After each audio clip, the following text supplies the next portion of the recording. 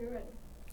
One of the things to keep in mind with Russian foreign policy under Vladimir Putin is that he tends to think in terms of decades. So that each decade he has been in power, he's had a different set of foreign policy goals he has wanted to achieve. And what seems very clear as we start the decade of the 2020s is that Putin wants to put behind him and behind Russia some of the unpleasantness of the 2010s, specifically as it related to the annexation of Crimea and the beginning of the war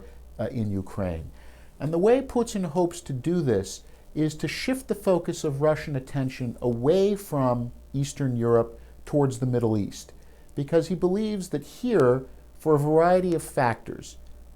the U.S. withdrawal, partial withdrawal from the Middle East, the disruptions that have been caused by the policy choices of the Trump administration,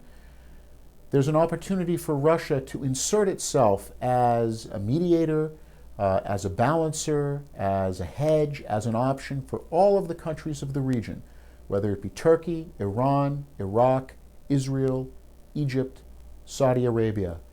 And what he's hoping to do is for not simply the countries of the Middle East, but increasingly for countries in Asia and Europe to see Russia as one of the indispensable players for helping to restore some degree of stability to the region. And if Russia is playing that role, then it will be important for Russia's partners in Europe and Asia not to take measures against Russia which are damaging to Russian interests. For example, a pitch to the Europeans that if they don't want to see new waves of refugees or energy insecurity, that perhaps continuing with sanctions on Russia for something that happened over Crimea in the last decade should be set aside. And what Putin is hoping to do is to crown 2020 with a new great power summit of the 5 permanent members of the UN Security Council, where Russia is one of the 5 co-equal